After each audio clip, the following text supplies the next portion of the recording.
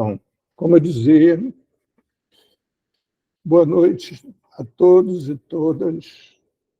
Muito obrigado a todos por terem vindo. Nós somos do Observatório das Adições Bruce K. Alexander. Temos por objetivo estimular a implantação de políticas públicas que promovam a inclusão social. Dentre delas, a geração e socialização do conhecimento.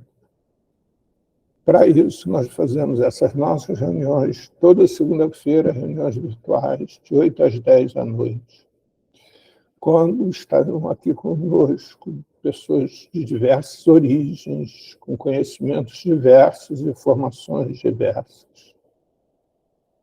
Esse é um espaço dedicado a construir conhecimento. E, portanto, todos aqueles que tenham algo a falar, não se encabulem. Aqui não é um espaço de julgamentos, de avaliações. A nossa intolerância é somente com os intolerantes, com aqueles que não têm capacidade de diálogo, nem capacidade de lidar com os diferentes e com as diferenças. Então, o Padre Júlio estava aqui conosco, não sei o que houve, que ele saiu subitamente. Eu vou pedir... Eu estou aqui, sim. Você está aí, que você saiu dali onde estava, Padre, não te vi. Que prazer te encontrar de novo aqui. Então, Padre Júlio, eu vou passar a palavra para você, te fazendo uma pergunta, que foi, inclusive, primeiro eu queria pedir a todos e todas que mantenham suas câmaras fechadas, só as abram quando estiverem com a palavra, para possibilitar que todos e todas tenham acesso. Os convidados, assim que o Padre Júlio fizer a sua abordagem inicial, eu vou passar a palavra para cada um dos convidados presentes. Eu estou dando um tempo exatamente para que as pessoas possam chegar, né? E aí, Padre Júlio, algum tempo atrás, eu escutei uma entrevista sua em que você falou algo que me marcou profundamente. Eu tenho idade próxima da sua, tenho 70 anos, e essa frase foi algo que fez um resumo de muita coisa do que eu acredito. E eu queria conversar com você hoje exatamente sobre essa frase. Nessa entrevista, você falava que a sua perspectiva é o fracasso, porque se nesse sistema você tiver sucesso, é sinal que você aderiu a ele. Você podia explicar melhor isso para a gente? Então, boa noite a todos, boa noite a todas. Eu não vou conseguir ficar todo o tempo que vocês têm normalmente de conversa, até às 22 horas. Eu vou ficar menos tempo, eu estou muito cansado realmente. Tenho vivido momentos muito difíceis nesses últimos dias. E nessa questão que eu coloquei, é de que nós estamos sempre situados historicamente. Nós não vivemos de maneira atemporal. A nossa existência é temporal, a nossa existência é contextualizada e é dentro de um sistema econômico, político, e também um sistema e uma maneira epistemológica. A nossa epistemologia é uma epistemologia neoliberal, marcada pelo individualismo, pelo sucesso, pelo êxito, pelos resultados. Então, quando eu digo que a minha perspectiva é um fracasso, porque dentro do sistema neoliberal, eu não luto para vencer, eu luto para ser fiel até o fim, porque eu sei que vou perder. Nós lutamos com forças muito poderosas e muito massacrantes, e que, inclusive, têm o poder de se apropriar da nossa fala, do nosso vocabulário. Eles não têm o nosso lugar de fala, mas eles se apropriam da nossa maneira de falar. E E se eu tiver sucesso nesse sistema, é uma palavra que eu detesto, é sucesso. Quando alguém fala para mim sucesso, eu fico incomodado. Porque dentro desse sistema, ter êxito é ter aderido a ele. E aderir a esse sistema é um sistema que mata, um sistema, como diz o Papa Francisco, um sistema homicida, um sistema gerador de morte e não de vida. Esses dias, falando com um jornalista, ele estava me dizendo que estava conversando com várias pessoas, devido a essa questão aqui em São Paulo da CPI, que miraram em mim e que teve todo um problema. Ele disse, talvez o teu trabalho não seja muito conhecido porque não tem um estudo sobre os resultados, sobre a eficácia, sobre o resultado do seu trabalho. Por isso, não é muito aceito e nem muito conhecido.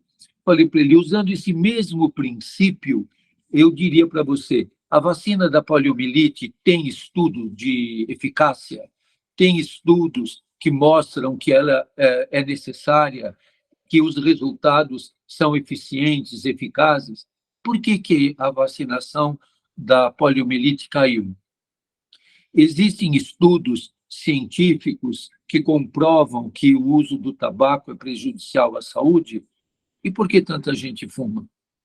Existem estudos científicos com resultados de longo período que o uso do álcool é deletério para a saúde?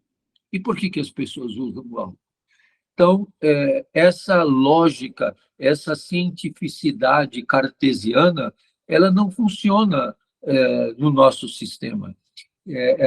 Às vezes, coisas evidentes não são vistas, coisas claras, porque eu penso que nós perdemos princípios básicos, princípios filosóficos, princípios fundantes, princípios fundamentais da nossa vida e da nossa existência, que podem ter viés religioso ou não, mas que são princípios fundantes, civilizatórios, que marcam, principalmente, acho que a palavra melhor, o conceito melhor, é humanizadores e de humanização da vida. E num sistema de tanta desigualdade como o nosso, hoje estavam dizendo que os 5 mais milionários, bilionários do Brasil aumentaram a renda, quando a maior parte da nossa população ainda está numa situação de miserabilidade muito grande e extrema. Então, a desigualdade é conflitiva, e lutar contra a desigualdade nesse sistema é extremamente conflitivo, é extremamente doloroso, difícil, e onde nós seremos atingidos de maneira brutal. Eu tenho vivido esses últimos dias isso, sendo alvo de ataques muito grandes, porque quando esses grupos, especialmente grupos fundamentalistas ou grupos de extrema-direita, não discutem argumento, eles desqualificam o interlocutor. Então, esse é um método. Então, estar do lado dos mais fracos é você ser enfraquecido também.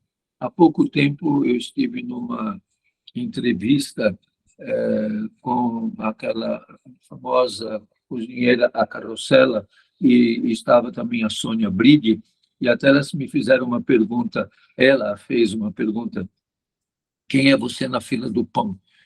E a Sônia Bride, que é uma jornalista brilhante e muito humanizadora, disse, eu na fila do pão sou aquela que quer saber quem plantou esse trigo, como era, se é transgênico, como é que os trabalhadores escolheram, quanto que eles ganharam, como é que foi transportado, porque ela é uma jornalista investigativa. E ela perguntou para mim, e você, quem é na fila do pão? Eu disse, eu na fila do pão sou o último e possivelmente aquele que vai ficar sem o pão. Ela disse, não, por quê? Falei, porque nosso sistema tem uma lógica. Quem está do lado dos derrotados vai ser derrotado. Quem está do lado dos fracos vai ser enfraquecido. Quem está do lado dos cancelados vai ser cancelado. Então, acho que a gente tem que ter essa clareza, que a nossa luta, e eu acho que essa é uma dimensão que nós perdemos na nossa luta, a dimensão histórica. A luta não começou comigo, nem vai acabar em mim. A luta é uma luta de muita gente, é uma luta de povos, de gerações, é uma luta que vem de Bartolomeu de las Casas, em Chiapas, que vem de Zumbi, de Dandara, que vem de Dom Pedro Casaldáliga, de Dorothy Stang, de Margarida Alves, de Marçal Tupã, do padre Josimo, do padre Ezequiel Ramin, a luta da qual faz parte Dom Paulo Evaristo Arnes, Dom Luciano Mendes de Almeida, Dom Aloysio Leuscheider, Dom Ivo Leuscheider, Santo Dias da Silva, Marielle Franco. Então, é uma luta de muitos milhares de pessoas. Eu vi a Maria do Rosário, fiquei tão feliz de vê-la, e lembrei agora que os lanceiros negros foram colocados no livro dos heróis da pátria. Então, é uma luta de muitos.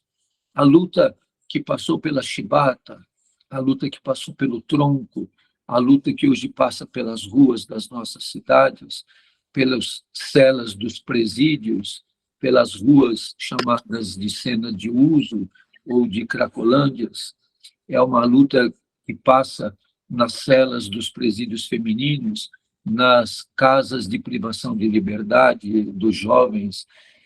É uma luta de muito, é uma luta contra a tortura, é a luta de Vladimir Herzog, é a luta de tantas pessoas que nos antecederam, como Frei Tito de Alencar. Nós não podemos esquecer de todos estes nossos irmãos e irmãs, esses verdadeiros heróis de humanização que lutaram. Durante agora o tempo da pandemia, uma das questões que me chamou muita atenção foi a morte de Dom Pedro Casaldáliga. Ele morreu no tempo em que tudo que ele profetizou, que ele sonhou, tudo que ele poetizou foi negado. Ele foi sepultado na beira do rio Araguaia, carregado pelos indígenas, com seu corpo descalço, com as vestes da luta do povo e dos povos indígenas e dos povos que lutaram contra a ditadura, no cemitério dos esquecidos, como um derrotado, como um fracassado. Mas, na verdade, como uma semente de uma luta que não termina. O próprio Dom Pedro Casaldáliga sempre diz: nós somos soldados derrotados de uma luta invencível.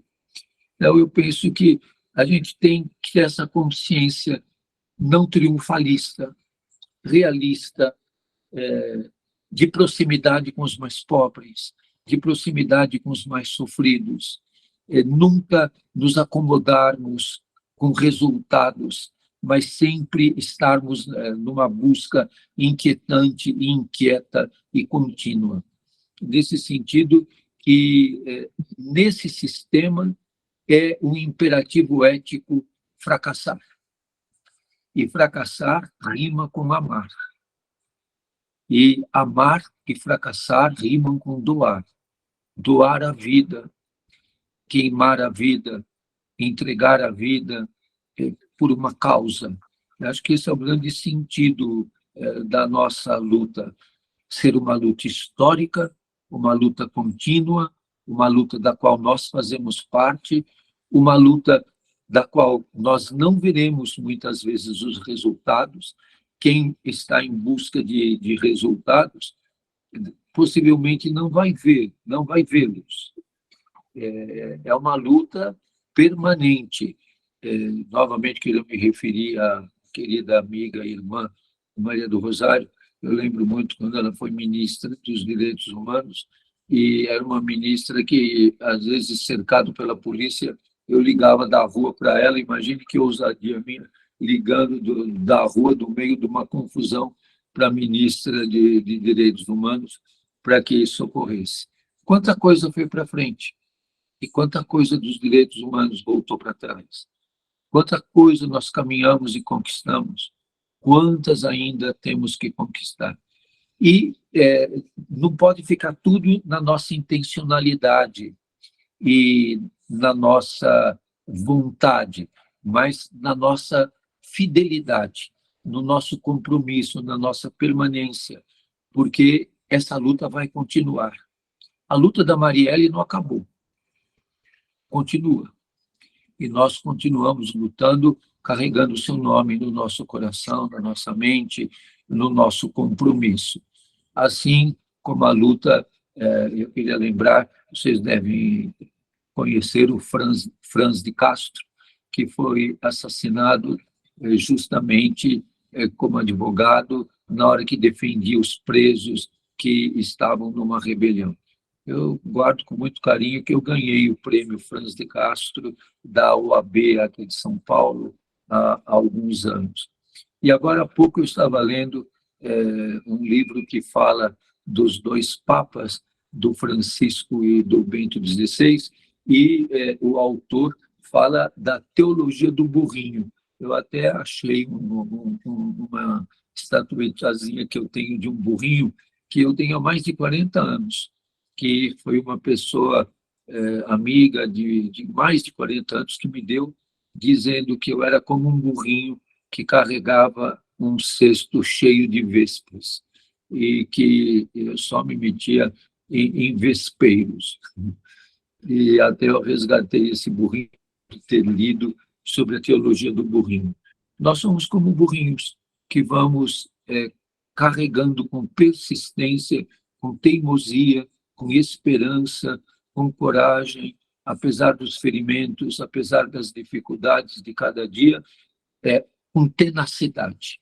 O burrinho é tenaz, ele não desiste do caminho, ele é resistente, ele tem sabedoria, ele tem a sabedoria que não aparece, a resistência que muitas vezes é negada, que carrega o peso da história, o peso das lutas, o peso da vida. Inicialmente é isso que eu queria partilhar com vocês. Desculpe se eu estou um pouco pesado demais, que é o peso desses dias que não têm sido fáceis, porque a gente sabe que vai ser atingido e que nós temos que caminhar feridos. E, mesmo feridos, caminhamos na tenacidade de um burrinho. Mas, Padre Júlio, eu tenho certeza que todos nós que estamos aqui agora, e não somos poucos, gostaríamos de poder partilhar com você, de alguma forma, o que você tanto relata como está sendo difícil de ser vivido nesses últimos dias. Você não quer dividir um pouco com a gente? Tem um ditado que diz assim: o que é dividido pesa menos. Tem coisas que ferem demais.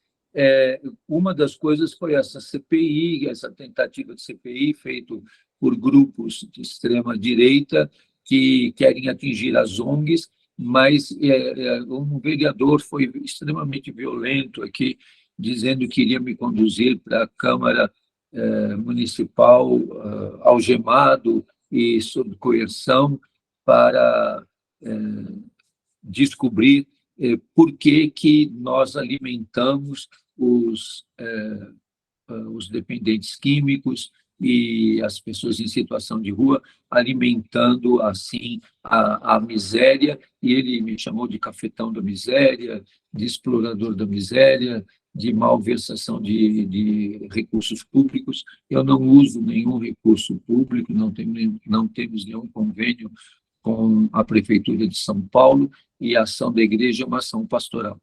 E como essa questão da CPI teve muita repercussão e muita gente saiu em contra dessa forma de abuso de poder, realmente, eles aí tentam me desqualificar e me atingiram de uma maneira muito violenta.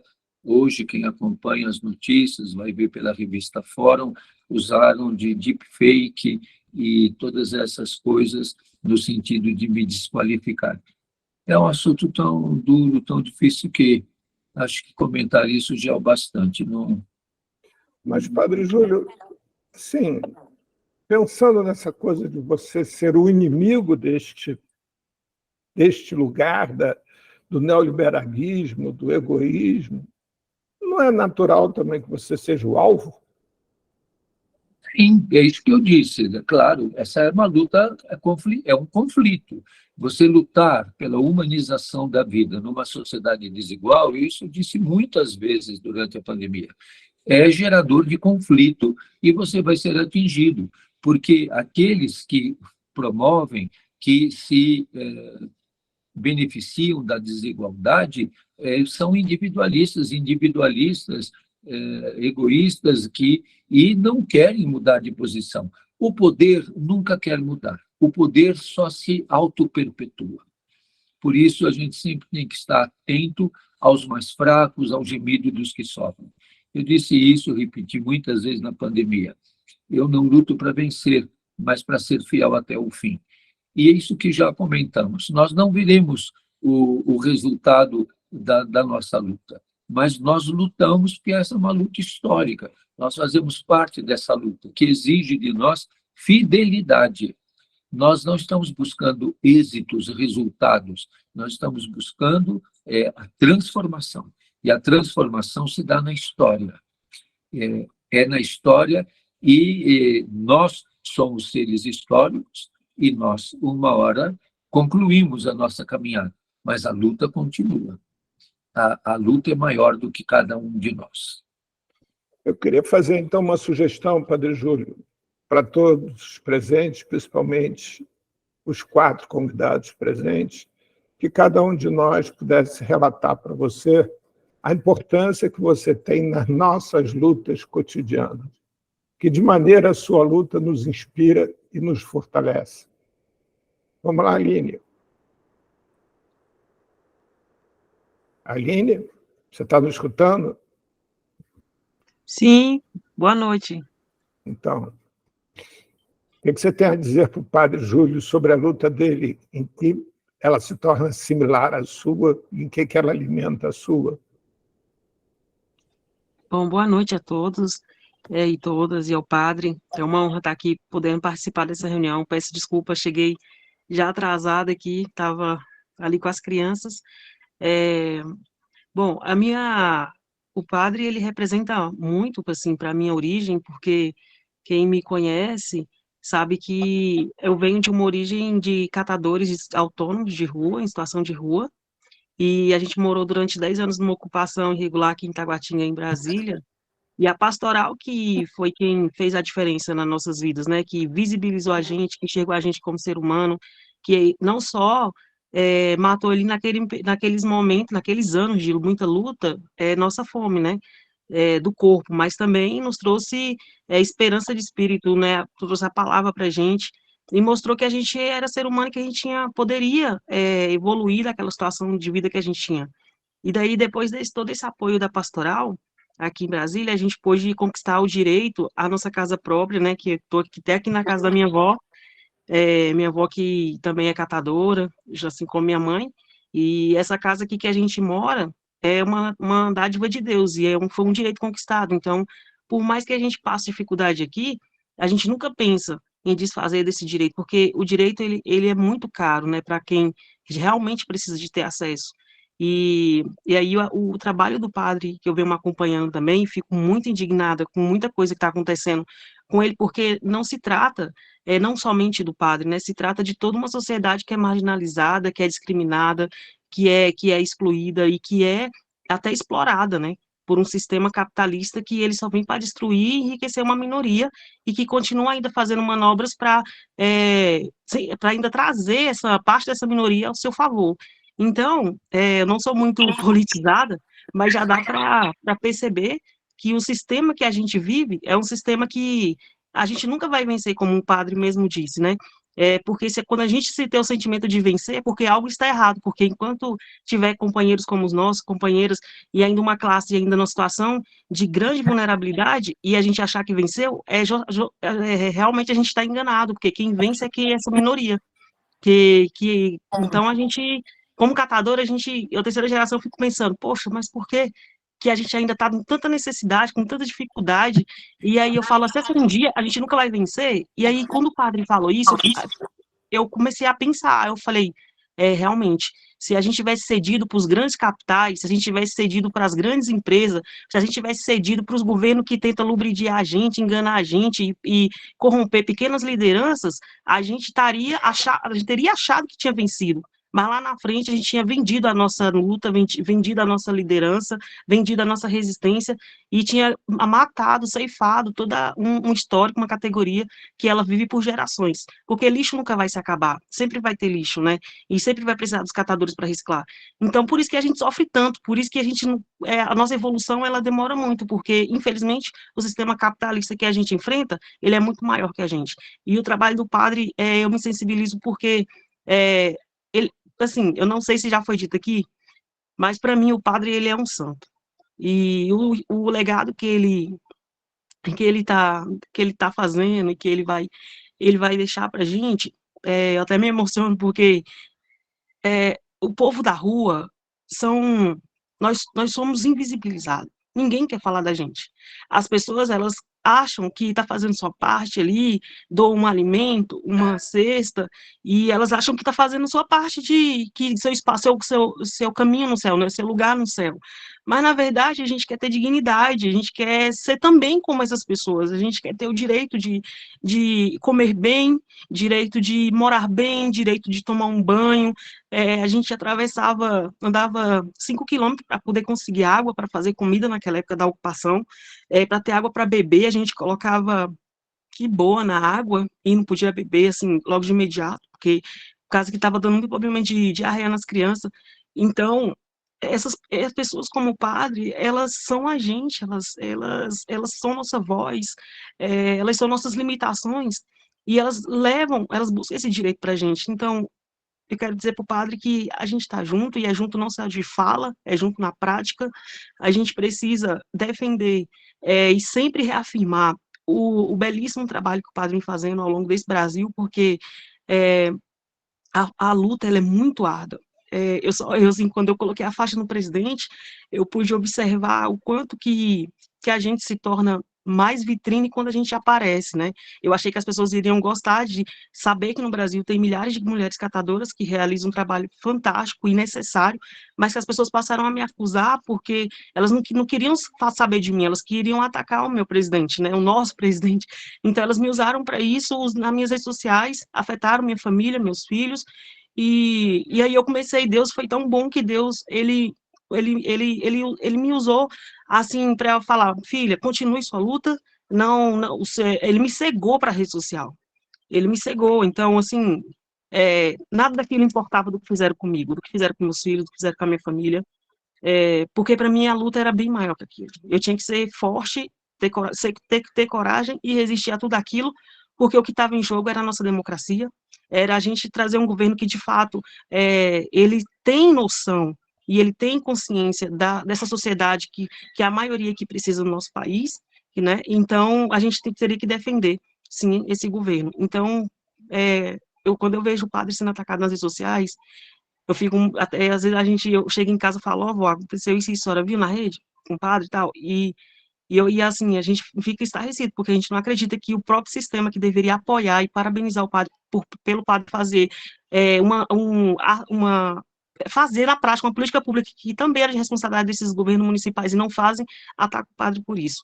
Então, eu quero aqui deixar já minha fala, encerrar, porque eu quero muito ouvir também todo mundo que vai falar, porque é esse apoio que o Movimento Nacional de Catadoras e Catadoras nesse Brasil tem com o padre, dizer que a gente está junto, a população em situação de rua também, que com certeza deve ter gente aqui presente também, sabe que a gente está junto aí os grandes movimentos para a gente estar em defesa do padre, assim como a gente sempre esteve em defesa da democracia no nosso país, e em luta e pelos direitos do povo excluído, invisibilizado e perseguido nesse país. Obrigada. Aline, muito obrigado, Aline. Maria do Rosário, nossa eterna ministra dos Direitos Humanos, como é para você, Maria? Oi, meu querido Paulo Silveira, obrigada pela oportunidade de estar aqui ouvindo essa fala maravilhosa da Aline, essa fala maravilhosa do Padre Júlio e esse momento de reflexão. Nós precisamos fazer essa reflexão para fortalecer justamente a cada pessoa que se coloca como escudo daquelas que precisam se sentir fortes e serem fortalecidos e fortalecidas para assegurar a dignidade humana a todas as pessoas.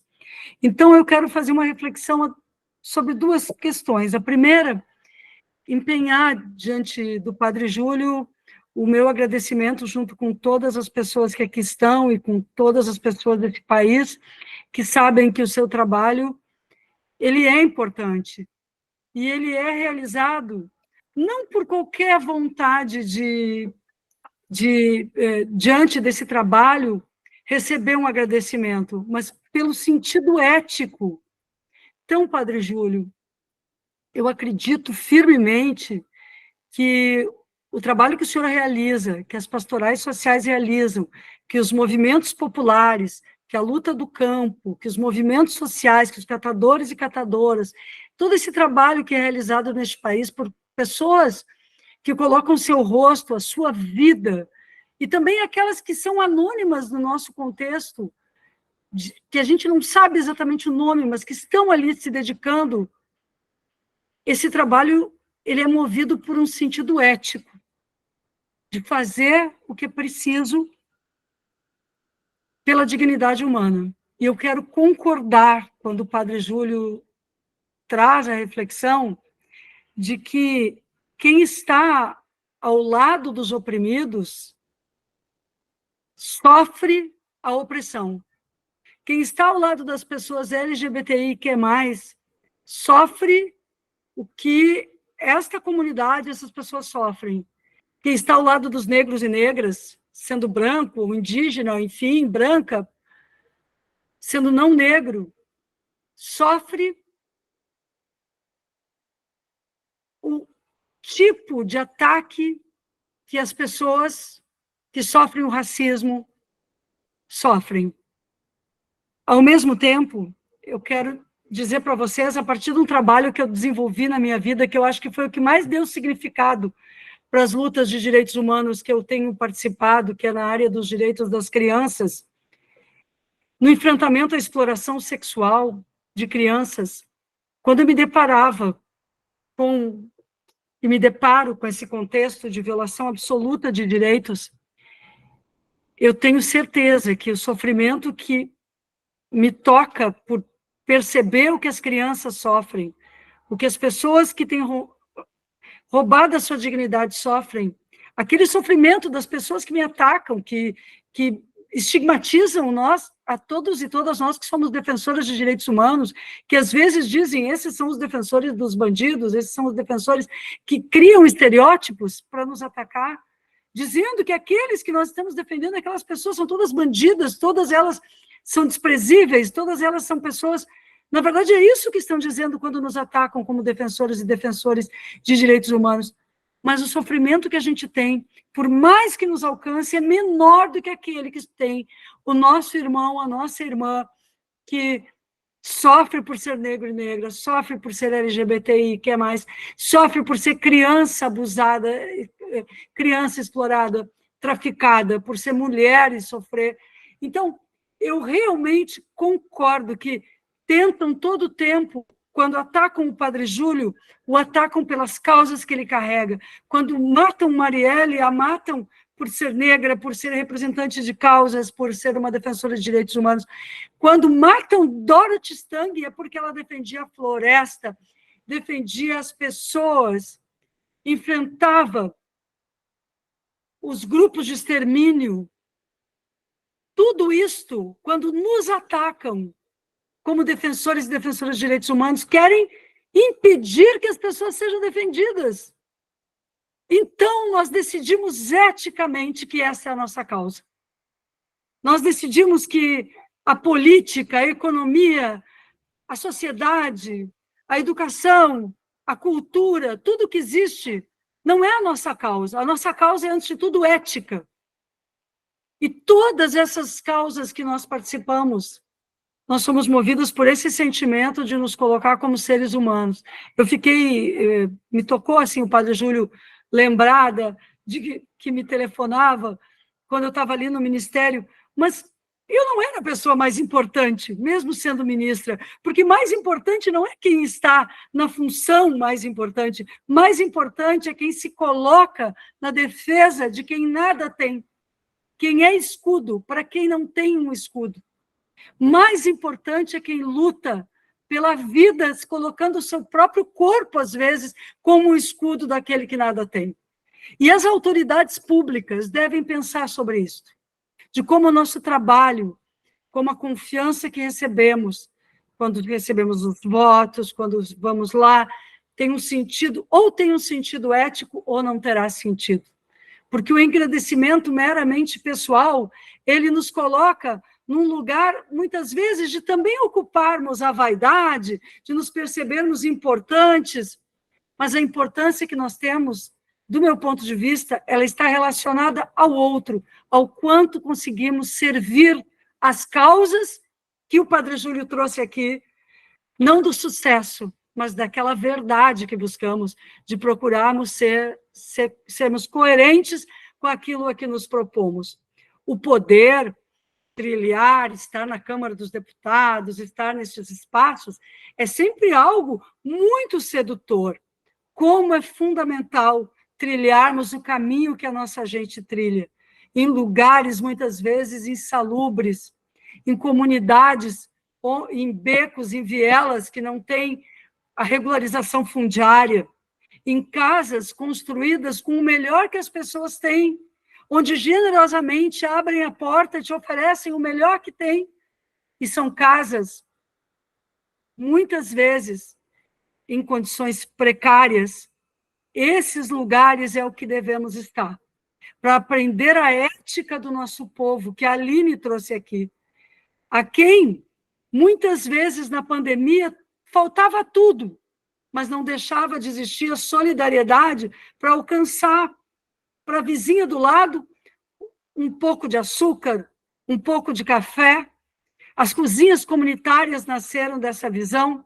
A nossa população brasileira tem muito a nos ensinar, muito a nos ensinar, as autoridades públicas deste país.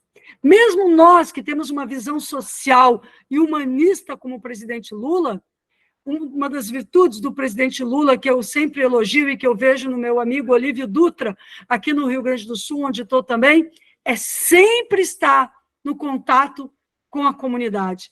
Não abandonar, não pensar que se sabe mais do que o nosso povo. A escuta que o Paulo Freire sempre nos trouxe, a esperança que o Paulo Freire sempre nos propôs. A política tem uma dimensão pedagógica, e nós, nessa dimensão pedagógica, temos que saber que nós não fazemos pelos outros. Ou nós chamamos a nossa gente a ser protagonista da sua própria história de transformação, ou nós não conseguiremos mudar esta história, na qual hoje, viu, Paulo? Hoje mesmo eu estava lendo que a riqueza dos 5, estava escrito desse jeito, 5, e provavelmente 5 homens mais ricos do mundo, aumentou 114% desde a pandemia, desde 2020, no período em que a humanidade sofreu brutalmente, em que uma parte importante das pessoas morreram pela ausência da vacina, morreram pelo genocida que estava no poder aqui, num período em que as pessoas passavam fome, a riqueza de poucos, deste punhado que cabe em uma mão, nem é preciso as duas, aumentou 114%. Essa mesma pesquisa disse que no Brasil, a pessoa mais rica, não sei quem é, a pessoa mais rica do Brasil, ela tem como fortuna o equivalente ao que 107 milhões de pessoas têm. Então, isso é um sofrimento imposto. Este capitalismo que é a barbárie move uma guerra todos os dias, econômica, além das guerras insanas que acontecem hoje contra a população em Gaza, do terrorismo alimentado por essas mesmas contradições tão terríveis, e nós, nas guerras, não temos como defender nenhuma violência. Por isso, estamos com a população palestina neste momento, assim como estivemos naquele momento ao lado das pessoas que sofreram o ataque em Israel, mas acreditando que tudo isso tem que ser superado. É preciso perceber que tipo de guerra existe contra os povos dentro das próprias nações.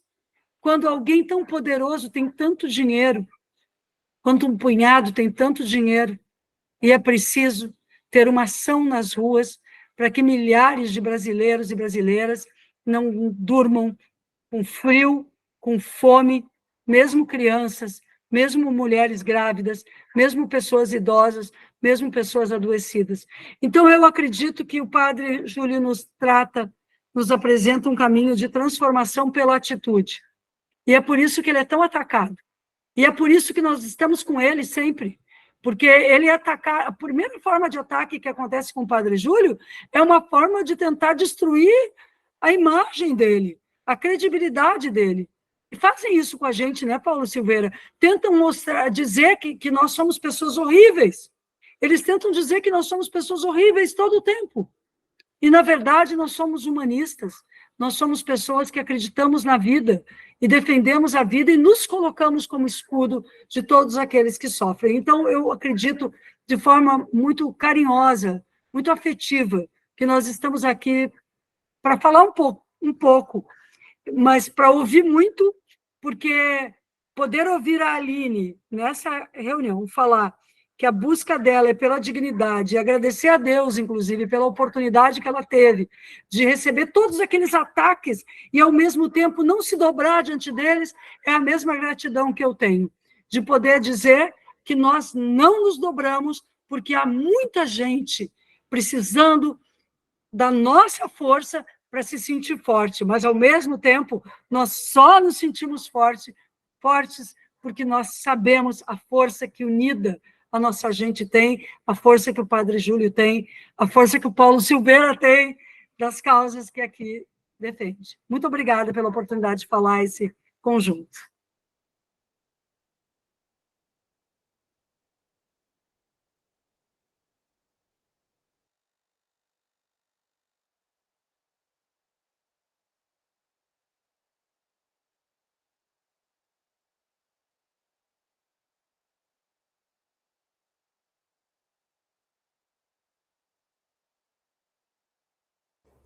Eu não estou ouvindo. Desculpa, eu fiquei tão emocionado com você, Maria, que eu esqueci de ligar meu som. Você me desculpe. Heró, você podia falar, Heró? Depois os homens falam, primeiro as damas.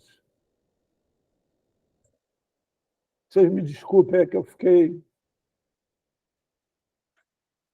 Boa noite a todas, a todos e a todos. Eu quero começar, na verdade, esse espaço também com uma poesia.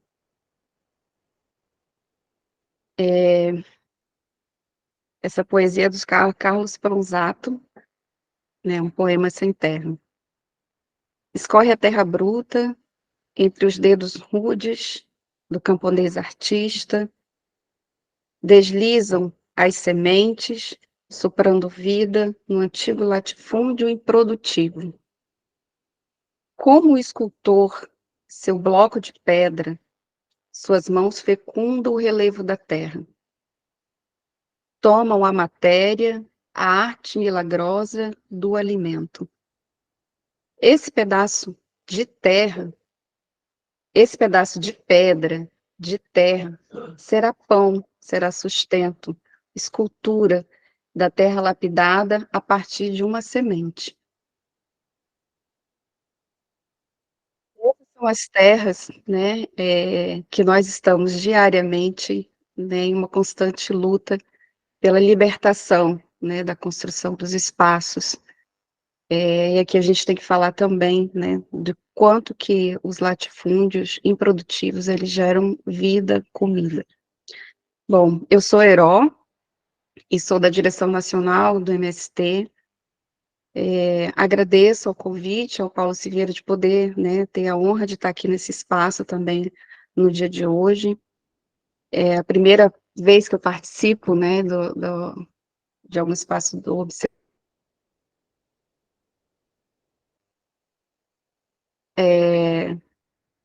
Vocês estavam me ouvindo? Meu microfone fechou rapidamente, assim. Sim, sim. Sim. E ainda ser o espaço, né, em que a gente, acho que ouvir o padre Júlio, né, constantemente nos faz relembrar também diariamente das nossas lutas, né, e que elas têm se encontrado cada vez mais, essa partilha, né, de pensar também os nossos irmãos e irmãs sem terra que estão nos espaços urbanos, né, nas ruas, em situações de rua. O MST vai fazer, né, esses dias agora de janeiro, nós já estamos em 2004, né, comemorando nossos 40 anos. São 40 anos em que, né, nós estamos ainda chegando, né, a 600 mil famílias, somos com 530 mil famílias assentadas. São territórios, né, que tiveram, a partir de muita luta, né, da luta da reforma agrária, e que o MST tem buscado discutir cada vez mais a implementação da reforma agrária popular, e que não basta apenas pensar, né, nesse território da cidade, do campo, mas também a gente tem que pensar qual a cidade que a gente quer, né, que espaços urbanos nós queremos, né, também está construindo, também está nos juntando às lutas, né, aos processos, né, de emancipação, né, do que acontece na cidade. Às vezes a gente fica um pouco, quando passa, né, nos centros urbanos, ou quando a gente vai fazer as nossas ações de solidariedade, de acolhimento e de afeto, né, com os alimentos que hoje é possível nós estarmos disponibilizando em em várias ações, como foi durante a pandemia, mas o quanto que isso é possível porque nós temos hoje, né, sob a nossa própria bandeira, essa disponibilidade, né, de lutar pelo outro, de lutar, né, por uma sociedade mais justa, mais igualitária, né, em que a gente não tenha, de fato, né, a falta do alimento para ninguém, a falta da moradia para ninguém. Então, lutar pela reforma agrária popular, ela também dialogar com esses espaços, com territórios que a gente tem geograficamente a fome, né, ela está definida, parece que ela está determinada, mas nós que somos, né, esses transitores, né, das lutas sociais, diariamente nós estamos em várias trincheiras, né, na luta pela educação, né, na luta pelo reconhecimento e o cuidado, né, com a população LGBT.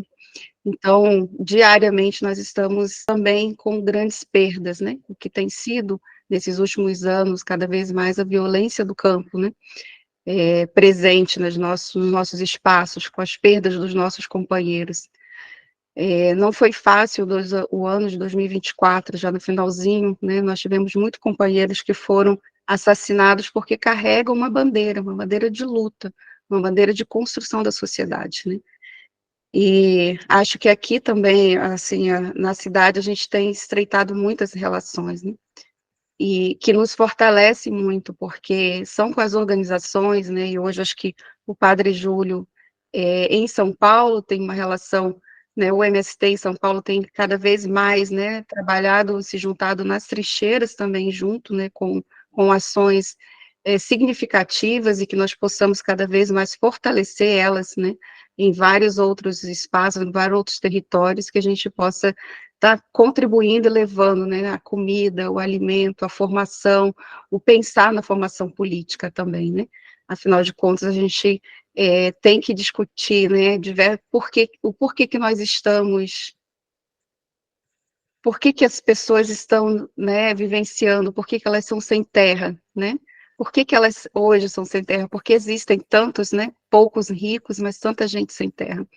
Então, a nossa luta, ela tem sido diária e cotidiana. No ano passado, nós também enfrentamos a nossa 5ª CPI, né? Então, o que a extrema-direita, né, está fazendo, seja pela organização, né, ou pelo ser humano que o padre Júlio Lancelotti é, né, mas a perspectiva de tentar, né, a partir dele, né, descaracterizar diversas outras ações e atividades que existem, né, seja no campo ou na cidade, aí, na perspectiva da gente fazer o acolhimento, o cuidado, né, e também entender o que todas as pessoas estão vivenciando, né, ser um espaço de acolhimento. E foi muito difícil no ano passado, eu acho que os nossos companheiros que ficaram também nessa posição, né, de serem atacados diariamente, né, alguns a nível nacional, mas em cada estado nós também temos, né, os focos diariamente dessas repressões e desses cuidados que nós temos vivenciado. E como que isso também, né, parece que vai nos fraquejar em vários momentos, mas, assim, o quanto que a CPI, por exemplo, do MST, né, compartilhando um pouco do que a gente vivenciou, do quanto que ela também reverberou a luta do movimento. Eu acho que essa também é uma característica, né, que a gente tem que trazer para esse espaço, né, de reverberar cada vez mais, né, seja a luta do padre Júlio Lancelotti, mas de tantas outras entidades que ali se fazem presente. Hoje ele tem sido um foco que é muito danoso para a figura, né, para a figura dele, o que ele representa todas as nossas lutas presentes ali. Mas eu acho que o que deu muito fôlego para o MST, nessa perspectiva, né, do enfrentamento da nossa 5ª CPI, também no momento de governo, né, que fomos nós que ajudamos a construir e a estar ali. Mas eu acho que, para nós, tem um momento em que eu vivenciei na Bahia, quando que são questões que são muito danosas, sabe? Por isso que eu entendo, às vezes, o padre Júlio Lancelotti colocar assim, olha, né, tô pesado, tô cansado, mas, assim, nós vivenciamos uma das diligências, né, da CPI, durante uma estada nossa na Bahia, da direção nacional, em que esse processo todo, ele, né, algumas pessoas que estavam ali, eu não vou dizer assim, não sei o que leva as pessoas, né, de repente, a esquecerem todos os processos que vivenciaram, né, assentados, não estavam mais assentados, mas é o caso de uma mãe e de um filho, né, em que o filho, mantendo todo o seu processo de concepção sobre a luta da terra que o MST tem, e da importância, né, que o movimento teve, né, na própria construção social, né, o próprio espaço da organização do assentamento em que eles vivem. Então, o quanto foi difícil saber que naquele processo da CPI foi colocado, né, uma família em choque, né, a mãe que foi levada para depor na CPI, e naquela diligência ali, então o filho, né, se colocou diante da mãe, né, e foi ali desconstruindo várias, né, questões que ela falava contrário ao MST. Hoje eu consigo falar um pouco disso, quando eu ouvi, ele foi nós estávamos na escola de Bruneto nesse dia, e o movimento então convidou ele para vir até a reunião da direção nacional, e o quanto foi difícil ouvir, né, o filho, naquele momento, também falar da dor, né, de ter que fazer isso. Então, a gente não sai, de fato, de uma CPI, a gente tem, lógico, né, a possibilidade de dar muito mais visibilidade, mas também deixa muitas marcas, também deixa muito cansaço, né, para quem está vivenciando cotidianamente e muito diretamente, né. Então, eu acho que aqui, nesse espaço, é importante que a gente tenha, né, estejamos atentos, porque nós estamos vivenciando esse mundo que é muito danoso, né, das redes sociais, em que há tanta construção, né, de fake news e que são espalhadas, né, de uma forma muito rápida, né, porque existe uma máquina, né, essa máquina está aí presente para ir desconstruindo, na verdade, as lutas que nós vivenciamos diariamente, e elas são muito rápidas, né. E nós vamos ficando, às vezes, sem ter muito ainda esse traquejo, né, do tempo em que são, do que está se posto, né, o quanto que é danoso, né, esses processos, às vezes, das fake news. Então, no nosso caso, também nós tivemos muitas, né, e diariamente a gente sabe que repercute muitas outras informações que são danosas, até mesmo, né, das pessoas que partiram, que foram assassinadas. Então, isso é muito, muito difícil. E eu acho que né, o MST tem acompanhado mais de perto, né, também realizado algumas matérias, também, eu acho que para ir sempre elucidando, né, é importante a gente ter, nesse momento, canais de comunicação que fortaleçam cada vez mais, né, o que é a luta do padre Júlio Lancelotti, né, e o que são as lutas nossas do cotidiano. Então, discutir a reforma agrária popular, discutir, né, a emancipação, né, do ser humano, discutir a emancipação e o cuidado dos bens da natureza, a produção de alimentos saudáveis, porque esse é um sonho do MST, né? Essa é a nossa perspectiva, essa é a nossa meta, que é, de fato, né, poder levar que as pessoas tenham condições de produzir a sua própria comida. Então, e que ela tenha, né, a possibilidade de ter sua moradia, que ela tenha acesso à educação, que ela tenha acesso à saúde. Então, quando a gente está falando de reforma agrária popular, né, a gente está falando de um contexto muito mais amplo, que é pensar o todo, né? A gente tem pensado de fato, né, de qual a cidade que nós queremos, que cidade é essa, né, que nós queremos. Então, hoje a gente tem discutido e tem avançado cada vez mais as nossas relações, né, nos centros urbanos, e que a gente, né, nós somos muito agradecidos, porque foram quem nos fortaleceu em muitos momentos, né, e durante a pandemia foram as ações de solidariedade que também nos ajudaram a construir, a conquistar muitas outras, né, referências nos nossos assentamentos, porque, né, em falar em sucesso, né, não é o sucesso, acho que nós somos, né, seguidores de lutas, então eu estou aqui, né, e lógico, por trás de mim vão vir muitas outras pessoas, né, mas nós estamos lutando diariamente, mesmo quando a gente conquista um território, que cria um assentamento, né, e que as famílias possam ali permanecer de forma digna, né, de que as políticas públicas elas cheguem ali, de que as famílias de fato consigam, né, ter um espaço de reprodução da sua vida, né, e de que a gente pode sim, a partir daí então compartilhar aquilo que nós temos de melhor, que é a produção de alimentos saudáveis, mas também que é o cuidado com os bens da natureza. Então, Padre Júlio, eu quero aqui deixar, né, um imenso agradecimento, né, do Movimento dos Trabalhadores Rurais Sem Terra, a sua luta, né, a luta que nos compõe diariamente. Eu quero muito dizer, né, o quanto que eu estou emocionada e também feliz de estar aqui hoje, né, lhe ouvindo, e também poder compartilhar e dizer que as nossas lutas, né, cada vez mais podem se estreitar e devem se estreitar, né, que a gente tem que pensar nessa cidade, a gente tem que pensar em como que nós vamos, de fato, construir, né, outros espaços, outras possibilidades, né, de vida, de qualidade de vida para as pessoas, né. Bom, acho que tem muita gente ainda para falar, e senão a gente vai, né, se estendendo. Muito obrigada. Rude, todo mundo querendo te escutar, Rude. Então, companheirada, boa noite.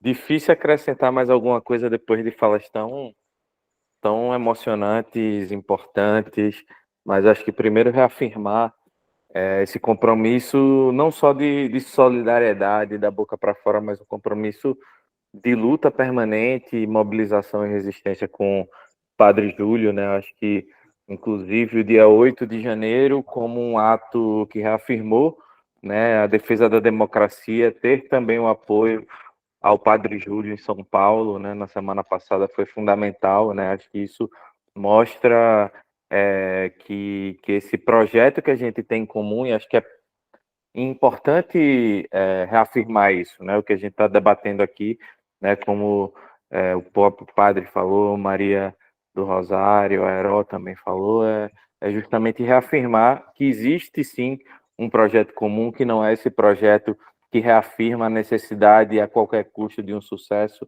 mas um projeto que reafirma a necessidade de construção de um projeto de felicidade coletiva, né, baseado na solidariedade, baseado nessa, inclusive, acho que falar não só do exemplo prático, né, do padre, mas também da memória histórica que ele traz, né? Acho que foi emocionante ouvir a referência a Chiapas, aos Lanceiros Negros, ao Quilombo dos Palmares, a Margarida Alves, a tantas e tantos revolucionários que assim como ele, foram e são, né, um farol, né, de utopia, de esperança, né? Então acho que é importante que a gente reafirme também o padre Júlio Lancelotti nesse lugar de um grande revolucionário dos nossos tempos, né? Eu acho que trazendo essa dimensão da memória histórica, né,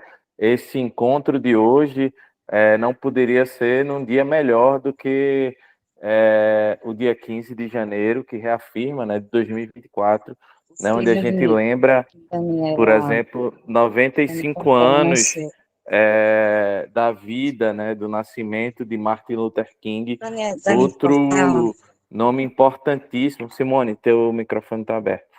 Que é alguém que uniu espiritualidade, esse sentido urgente de mudança social como poucas e poucos, né? Hoje marca também 105 anos do assassinato da companheira Rosa Luxemburgo, né? Tanto Martin Luther King quanto Rosa foram vítimas desse projeto de morte, do qual esses que encampam a CPI contra o Padre Júlio, contra o MST, são continuidade, né? A gente está justamente reafirmando um outro campo, um outro projeto de vida, uma alternativa possível nesse sentido. Então, acho que é fundamental reafirmar isso, né? Eu queria aqui, a Heró citou um poema, eu estava hoje lendo uma carta de Rosa Luxemburgo, escrita quando ela estava na prisão, e ela falava, né? Meu coração bate com uma alegria interior, desconhecido, incompreensível, como se debaixo de um raio, de um sol radiante, estivesse atravessando um prado em flor. Rosa escreveu isso na prisão, né, para uma companheira de luta também, e movida justamente por esse sentimento que é um sentimento de esperança, de alegria, que é inexplicável, mas que conduz a gente todos os dias para um mundo, para um outro mundo possível, né? Acho que quando a gente não só está levando uma mensagem, mas através da nossa prática social, enquanto o MTST faz uma ocupação, tenta recriar uma forma de vida ali mais coletiva, mas também denunciar o censo, inclusive, o ano passado demonstrou da irracionalidade, da injustiça, da violência, do crime que é você ter um país com 11,4 milhões de domicílios vazios, né? Como a Maria do Rosário levantou aí vários dados, a gente tem 11,4 milhões de domicílios vazios e cerca de 5,8 milhões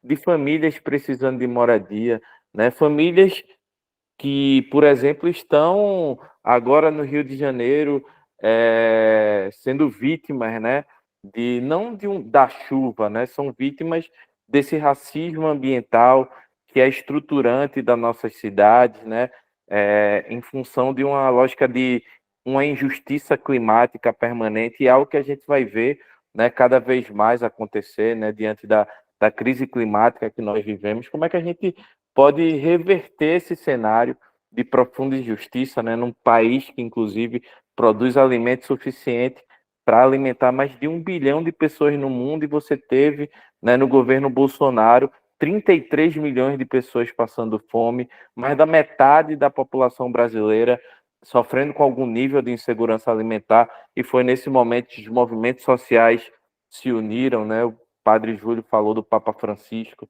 né, que elenca e que enunciou que os militantes são poetas sociais, né, capazes de recriar outras realidades. A gente juntou forças, né, com os movimentos do campo, da cidade, da floresta, criou as cozinhas solidárias, que graças à eleição de um governo democrático popular, transformou essa experiência em política pública hoje, né? Em vez de ter um governo que dizia que não existia fome no Brasil, tem um governo que quer matar a fome do povo e não quer matar as pessoas, como foi o governo Bolsonaro, né? A gente está agora, inclusive, vivendo uma tragédia global, como foi falada no caso da Palestina, né? E o genocídio que vem sendo promovido pelo governo de Israel, pelo Estado de Israel, e a gente está, inclusive esse final de semana, fizemos um ato, participamos de um ato global que denunciava esse genocídio, como foi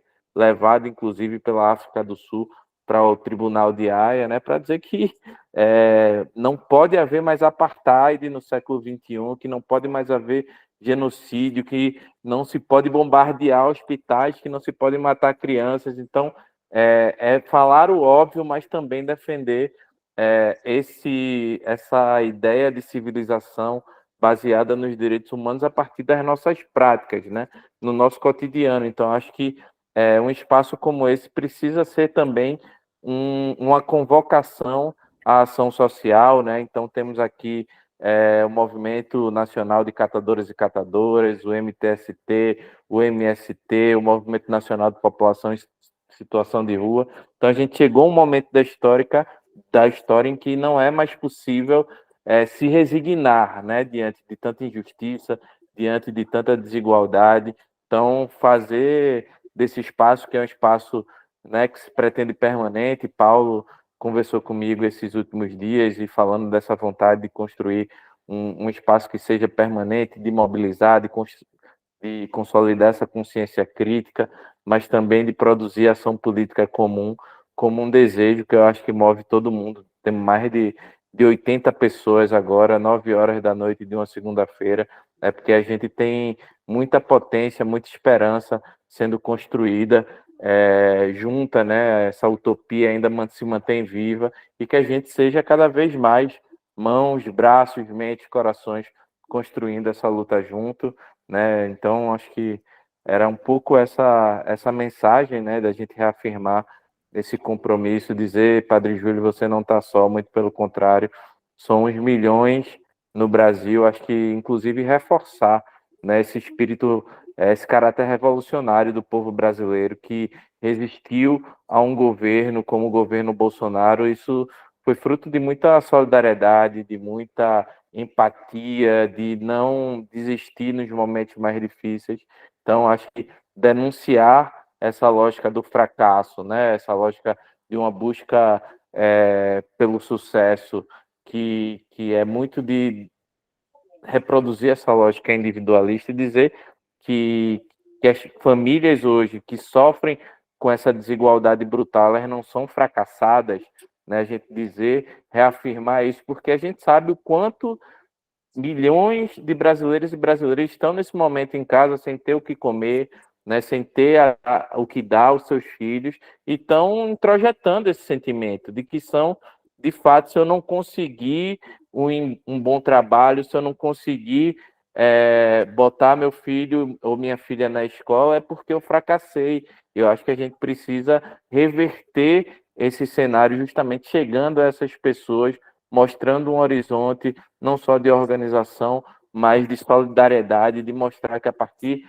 dos assentamentos do MST, das ocupações do MTST, das cozinhas solidárias e tantos espaços que a gente constrói no cotidiano, são a partir desses espaços coletivos de acolhimento, de resposta a essas necessidades, que a gente vai construir uma outra sociedade. Então, é mais isso aí, mandar um abraço para todas e todos que estão também acompanhando essa roda de diálogo e dizer que estamos aí à disposição para esses desafios de construir essas utopias possíveis juntas e juntos.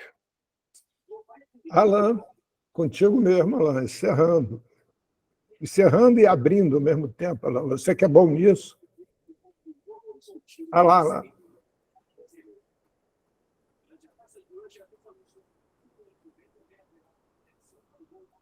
Alan?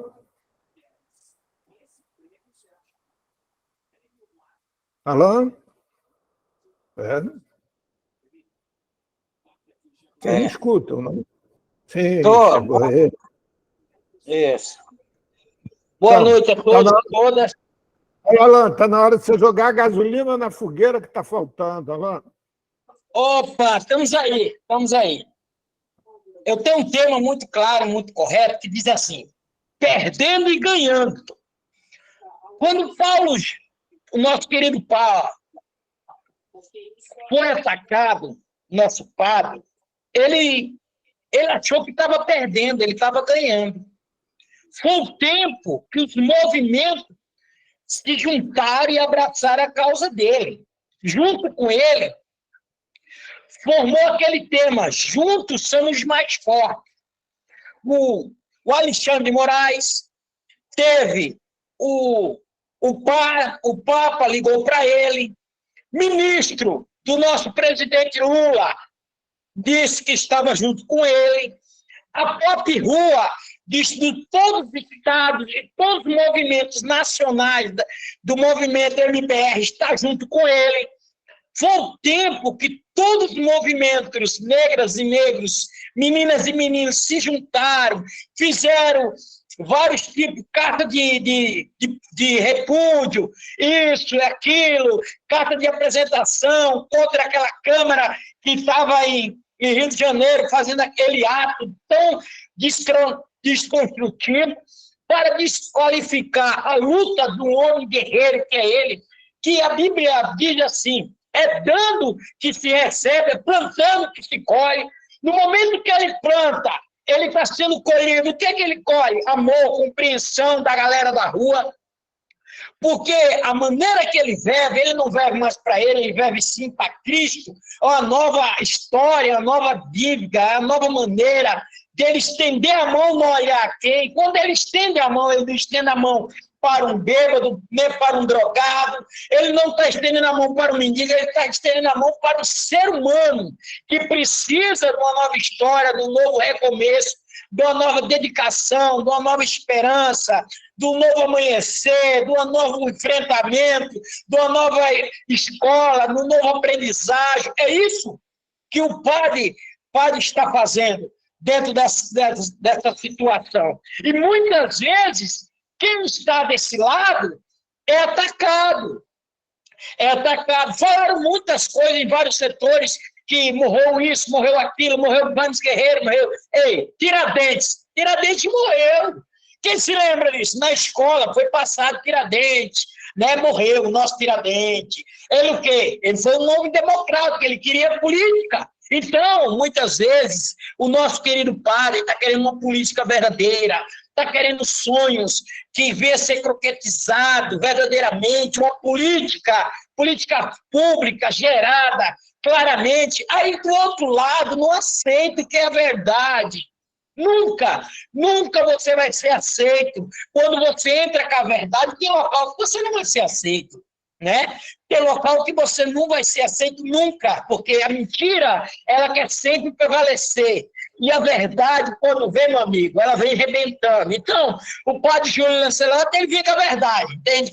Ele vem com a verdade o quê? Mostrando a realidade das políticas públicas que não está acontecendo na capital, né? Ele está mostrando que, olha, tem um mendigo doente, tem um morador que está passando necessidade, tem uma pessoa ali que está precisando de uma cesta básica, tem uma pessoa ali que está com fome, tem uma pessoa ali que está precisando de um cobertor.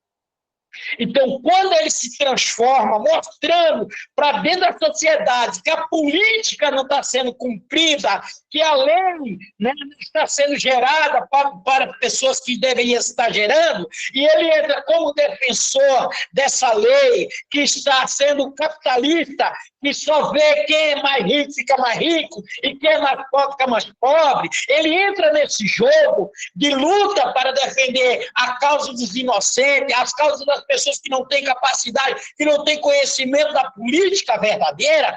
Aí ele entra. Quando ele entra, ele se torna o que é escudo. Escudo de uma população de extrema pobreza, um povo que é esquecido, um povo que não tem voz de fala, um povo que não tem o que comer, um povo que não tem o que se vestir, um povo que não tem uma moradia, um povo que mora nas praças, que até as praças não têm direito mais de ocupar. Muitas vezes eu vi um padre aí tirando as grades que a prefeitura coloca para que o povo não venha ocupar as praças. Muitas vezes eu vejo por aqui um padre quebrando aqueles negócios que eles colocam debaixo do viaduto para as pessoas não se deitarem debaixo do viaduto. Então, o que é isso?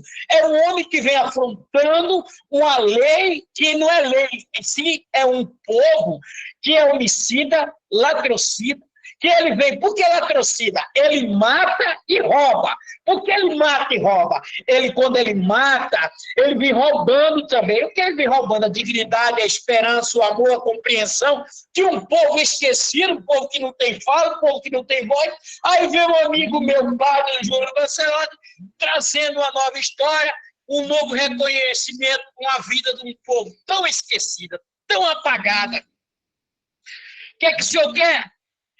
O padre fala, olha, eu quero que mude essa trajetória do povo aqui na rua. O senhor incomoda. O senhor me incomoda. Padre, o que eu vou fazer? Eu vou trazer algo que venha para a sua ONG, venha para a sua luta. Aqui, então, vem trazer o quê? Vem trazer destruição política para a vida do padre. Mas quando esse povo pensa que vem trazer isso, foi o contrário. Reuniu o Brasil, o mundo inteiro a favor do padre. E vamos ver quantas mil assinaturas foi assinado no Brasil inteiro a favor do padre Júlio Lancelotti, né? Quantas solidariedade o senhor, padre Júlio Lancelotti, ganhou do Brasil inteiro, dizendo que estava contigo, vários movimentos sociais. Então, foi na hora que eles achavam que o senhor estava só. É perdendo, ganhando que eu falo hoje. O senhor pensou que estava perdendo, o senhor está ganhando. Porque essa luta não é só mais sua, essa luta é do Brasil inteiro. Hoje o senhor precisa só simplesmente ver o que estava acontecendo, até o desmonte das assinaturas foi um por um saindo. Foi um por um quebrando, saindo. Por quê? Porque eles viram que a besteira que eles fizeram. Porque a própria que estava na Câmara Legislativa lá, de vereadores, eles me falaram, meu Deus, olha no que nós mexemos. Nós não mexemos no homem qualquer, mexemos dentro do quê? De todos os movimentos sociais, está com o homem. Ele não está só. Então, é nesse tema que eu te digo, Paulo Júnior, o senhor perdendo, ganhando. No momento que eles acharam que o senhor estava perdendo, o senhor estava ganhando. Ganhando o quê? A mão amiga, solitária, dizendo assim, ó, junto nós somos mais fortes. Quantos movimentos sociais abraçaram sua causa? O LGBTQIA+, o Negros e as Negras, as meninas e meninos dos movimentos sociais, o MMPR, né? Tanto daí do Rio de Janeiro, São Paulo, Curitiba, Santa Catarina, né? Que eu faço parte da coordenação do movimento nacional. Aqui em Brasília, fizemos várias assinaturas, mandamos várias cartas de repúdio para aí. Então, na qualidade que eu vejo, simplesmente isso aí foi bom para ver o quanto o senhor é querido, é amado no Brasil inteiro. E até mesmo pela pop rua. O senhor é o pai, sabe do quê? Da fome. O senhor é o pai da rua. O senhor é o pai daqueles meninos que matam fome. O senhor é o pai da necessidade do órfão. O senhor é o pai daquela mãe que está ali desamparada, precisando do enxoval, uma gestante. Bateu na sua porta, ela é aceita. O senhor não olha a aparência nem nada. O senhor dá sem olhar quem. É isso, é o que traz uma diferença, é isso que o senhor nos espelha, nós como liderança nacional, liderança geral, em todos, até mesmo para vários políticos. Se o senhor um dia fosse um político, mas o senhor nunca quer se eleger a política, mas se o senhor fosse, o senhor era, na hora era ser voltado e era concluída a sua presença em qualquer Câmara Legislativa, você entendeu? O senhor era aceito. Por quê? Porque o senhor fez uma caminhada, um legado que o senhor deixou. Ou queira ou não, muitos liderança espelha e ver a caminhada, a sua história, a sua fala, como o senhor pronuncia, como o senhor pensa, como o senhor caminha. Por quê? Porque a gente fica observando. É daí que a gente tira um foco, tira uma esperança. É daí que é uma fonte de uma nova liderança sai nascida. Vários líderes, porque muitas vezes ele não quer falar, mas a realidade é, muitos se espelham no senhor. O senhor está com 60 e poucos anos aí. Nessa caminhada, o senhor não chegou agora, não caiu de paraquedas para ajudar um órfão necessitado, um mendigo, não. Isso aí nasceu, foi muitos anos atrás, mais de 23 anos aí, só de cuidar da pessoa, né? O pai dos pobres, como se diz aí no local que o senhor mora. Então, hoje, eu trago aqui para o senhor dizer que Brasília está junto com o senhor, os movimentos sociais aqui de Brasília estão junto com o senhor. Represento não só o movimento MMPR aqui, mas também o Fórum dos Usuários do SUS, sou coordenador do Conselho Nacional de Saúde Mental, estamos aqui juntos para marcharmos, para dizer para o senhor, Padre Júlio Lancerotti, o senhor tem aqui todo o afeto, todo o carinho, toda a compreensão, qualquer momento, qualquer diálogo, estamos juntos aí, entendeu? Muito obrigado. Já tiramos muitas fotos até aqui no planejamento que o senhor veio aqui no Planalto, entregar a documentação no dia do presidente, no ato, eu estava aí, né? Junto lado a lado, o senhor estava comigo, tiramos umas fotos, mas eu quero dizer uma coisa, o senhor não precisa dizer que o senhor está só. Se o senhor acha essa visão que o senhor está só, o senhor está muito equivocado, porque o senhor não está só. O senhor é perdendo, ganhando. Porque quando o senhor perde esse povo, o senhor ganha outro povo mais especial. É o povo que o senhor sempre esteve do lado deles. É o povo que está mais pobre, o povo mais mendigo, o povo mais sujo, o povo mais escolhido. Mas ele está sempre do seu lado, Padre Júlio. Porque o senhor faz uma diferença junto com cada um de nós. Porque sabemos que o senhor nos representa, sabemos que o senhor traz uma nova história, sai novas estruturas, sai nova experiência, apresentar o que o senhor apresenta em cada plenário, em cada fala, em cada voz que o senhor traz a voz necessária que cada um de nós precisamos, que é a esperança que sai da sua boca para cada mendigo, cada pessoa que eles falam, cada pessoa que ele diz que não tem mais esperança, que não tem mais solução. Quando o senhor põe a pastoral de rua para fazer a obra social, que muitas vezes era dever da Câmara dos Vereadores fazer uma política verdadeira para a pop rua aí nesse local, e eles não fazem, o senhor faz muito mais do que ele.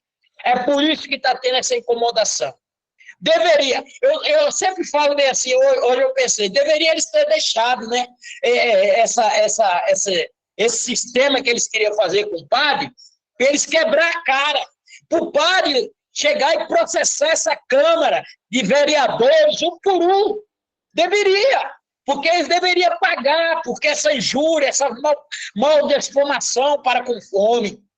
Acima de tudo, o homem cristão, o homem sincero, o homem, né, que serve a Deus acima de todas as coisas. Eu, por mim, continuo a dizer, né? Gente, estamos aí, agradecemos tudo. Eu quero agradecer a Paulo, ao Observatório, a Raul, né? A nossa ex-ministra, ao padre Júlio Lancerotti, e a todos e todas, companheiras e companheiros, né, que ficou até esse horário. E nós, por aqui mesmo, já começo a encerrar a minha fala. E agradeço a todos e todas. Uma boa noite. Bem, pessoal, eu vou fazer uma pequena fala e depois vou passar para o restante. Como eu disse, já há alguns anos nós fazemos esse encontro aqui nas segundas-feiras à noite, quando participam pessoas de todo o Brasil e alguns até fora do país já atualmente. Essa fala de hoje, eu acredito que ela não pode encerrar em si mesma, né? Como disse Rude, nós já tínhamos conversado antes sobre a possibilidade de dar desdobramentos a esse dia de hoje. Não é à toa que hoje aqui estão presentes uma ex-ministra de Direitos Humanos, que marcou a presença de todos nós e a vida de todos nós, e por isso ela está aqui junto com os 4 principais movimentos sociais no Brasil. O que nós temos no futuro próximo é um agravamento muito grande, muito sério da situação social em todo o mundo. A transformação que está sendo feita nos meios de produção de bens de consumo, com a robotização das fábricas, a automação da agricultura, a chegada da inteligência artificial, vai provocar desempregos em massa. Se nós não nos unirmos com muita força, com muita determinação, as coisas tendem a piorar muito. Quando você fala, Ruth, que nós temos 11 milhões de imóveis vazios nas grandes cidades, desde não tão vazio, porque querem estar, porque o capital deixou de usá-los, é porque não existem moradores. É porque as pessoas estão se mudando das grandes cidades, como bem falou Herói, estão saindo das grandes cidades, e quando saem essas pessoas de classe média alta, elas esvaziam as grandes cidades, e ao esvaziar as grandes cidades, acabam-se os empregos.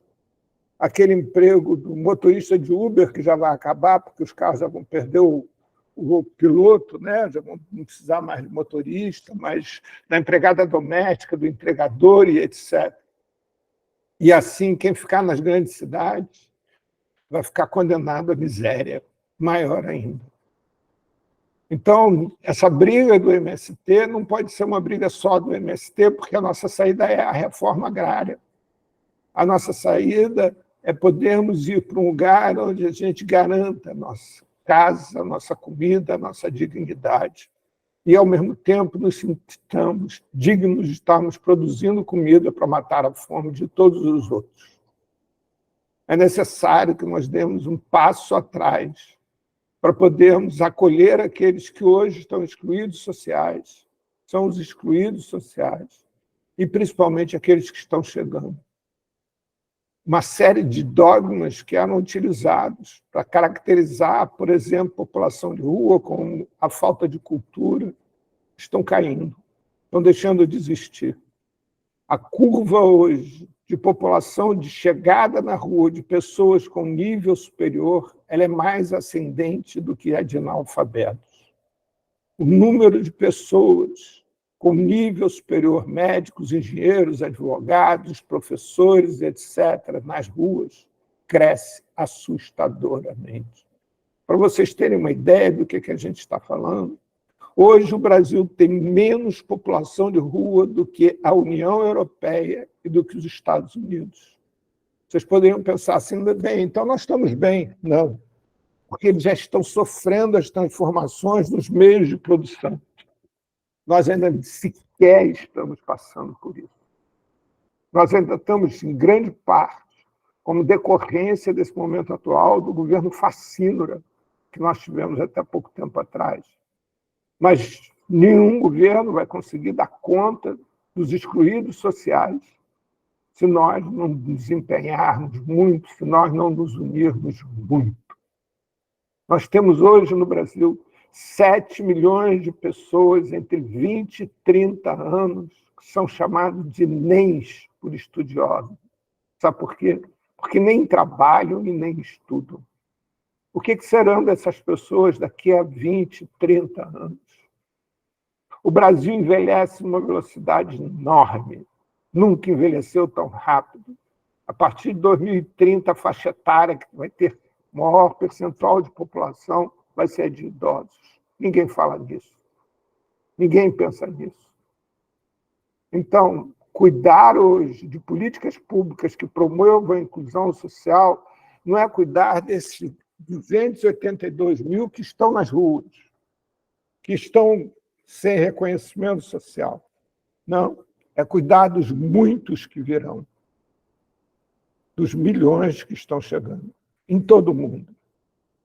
O Brasil já foi, uma vez na vida, um exemplo, quando saiu do mapa da fome para todo o restante da humanidade, de políticas humanitárias, de políticas inclusivas.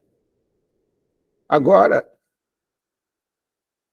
é exatamente o momento de nós repetirmos isso, de conseguirmos produzir e forçar a serem produzidas políticas públicas que promovam efetivamente a inclusão social dessa população. O índice de suicídio no Brasil cresce absurdamente e cada vez mais, diminuindo a faixa etária. Hoje já não é mais nenhum estranhamento uma pessoa de 20, 30 anos se suicidar. Já não é mais nenhum estranhamento um adolescente se suicidar. Ou nós nos unimos com muita força, com muita determinação, em busca de um mundo mais justo, mais ético, mais solidário, um mundo inclusivo, em que ele possa incluir as pessoas que não estão prontas para lidarem com o mundo tecnológico, em que a gente possa criar sistemas que se adaptem às pessoas e não tentar adaptar as pessoas aos sistemas, ou então algo que hoje é incipiente vai se tornar a prática. Chama-se necropolítica. Necropolítica é o que o Bolsonaro fez quando se recusou a distribuir vacina da Covid. Ou seja, quem tivesse dinheiro, tomasse vacina e sobrevivia. Quem não tivesse, que morresse. Então, a proposta do Observatório, nós estamos totalmente disponíveis, é que essa seja a primeira de muitas das reuniões para a gente discutir políticas públicas efetivas de inclusão social. Não mais discutir só a questão abstrata, mas discutir questões concretas, propostas efetivas, que a gente possa levar ao parlamento, e para isso eu convido Maria do Rosário para servir como nossa carteira, nossa porta-voz, e levar ao Poder Executivo, para que o Poder Executivo implante políticas públicas elaboradas por nós, pelo povo, pelo brasileiro, por quem conhece o cheiro da terra, quem conhece a dureza do asfalto. Toda segunda-feira a gente está aqui, de 8 às 10 da noite. Eu convido vocês para segunda-feira que vem, dia 22, quem quiser vir aqui e pensarmos juntos numa programação desse espaço para o ano de 2024. Quem a gente vai convidar, como a gente vai convidar, que temas quer abordar. E convido que, obviamente, vocês, dos sistemas sociais, dos movimentos sociais, continuem a resistir e a lutar com muita força, mas que possam vir para cá também para a gente identificar causas comuns. E, através dessas causas comuns, nós possamos nos unir e juntos sermos efetivamente mais fortes. Está na hora da gente encontrar nossas semelhanças e nós nossas diferenças, porque a direita está vindo aí muito forte. E com ela vai vir a necropolítica. Bem, eu encerro minha fala por aqui. Jane, e agora eu vou passar a fala para vocês, mas, por favor, sejam bastante sucintos no que vocês forem falar, para abrir espaço para outros falarem também, e os apresentadores, os motivadores, poderem também fazer o encerramento. Jane, por favor, você pode se colocar, mas, por favor, de uma forma sucinta. Boa noite a todos e todas. Eu sou de Campo Grande, Rio de Janeiro, e a fala de vocês só corrobora com tudo que a gente vivencia, né? Ao mesmo tempo que emociona por tudo que vocês fazem, principalmente o padre e a Maria, enfim. A Aline, eu não sabia que era ela que tinha subido a rampa, e eu chorei muito quando eu vi aquela rampa, a subida da rampa na posse do governo Lula, do atual governo Lula. E, assim, é muito difícil a gente quebrar o que hoje é a estrutura da nossa sociedade. Eu sou professora da educação infantil, dos anos iniciais, o ensino médio, curso de formação de professores e de licenciaturas. E tem uma perspectiva de trabalhar os direitos humanos e a educação antirracista, né, étnico-racial. E, assim, é muito difícil a gente quebrar a lógica, entre aspas, das pessoas, né? No dia 25, no dia 1º de janeiro, eu pensei, cara, ninguém vai ter comida. Eu sempre levo comida para as pessoas de rua e eu faço tudo sozinha. Eu não tenho nenhuma ONG, eu faço sozinha. Às vezes eu faço 30, às vezes faço 40, às vezes faço 50 quentinhas, é o que dá para fazer. E aí, quando eu cheguei e as pessoas falaram assim, nossa, ainda bem que você chegou, porque a gente está desde antes de ontem sem comer. Não tem como imaginar como que as pessoas elitistas, preconceituosas, não entendem a necessidade e a, sei lá, não sei nem qual o termo, de você pensar no outro, de você agir para o outro. Então, assim, Padre Júlio e todos vocês, obrigada pelo que vocês fazem e obrigada por dia de hoje, porque me faz ter certeza que, apesar de tudo, de todo mundo, esse tem que ser o caminho. Boa noite. Isa?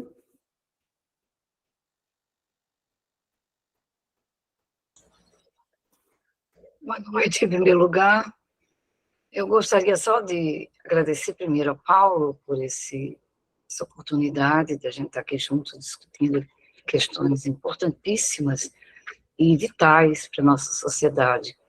Agradecer a presença do Padre Júlio, que é uma pessoa que eu tenho muita admiração, gratidão, carinho, e a deputada Maria do Rosário, que apesar de eu morar em Natal, Rio Grande do Norte, mas morei já no Rio Grande do Sul, São Paulo, então tenho acompanhado o trabalho dela, uma pessoa íntegra, que sempre trabalhou pela justiça social, sempre esteve ao lado dos que precisam, dos que são injustiçados. Eu queria falar rapidamente aqui que muitas falas me emocionaram, né, sobretudo a primeira moça que trabalha com reciclagem, que ela fala bem, ela fala bonito, sabe, ela me emocionou. E dizer que a gente pode contribuir para essa luta de diversas formas, quer dizer, tanto do ponto de vista de uma luta para mudanças estruturais, que são mais difíceis e levam muito mais tempo para se conseguir, mas também lutas imediatas, essa que a colega acabou de dizer, a Jane, que vai e perde o sábado dela, o domingo, para fazer marmita para distribuir. Eu sou professora universitária, tenho 72 anos, e eu até hoje estou nativa e me prejudiquei, entre aspas, pela lógica acadêmica, vi para titular. Por quê? Porque eu não tinha produção acadêmica, não escrevi tantos artigos, porque eu privilegiei o quê?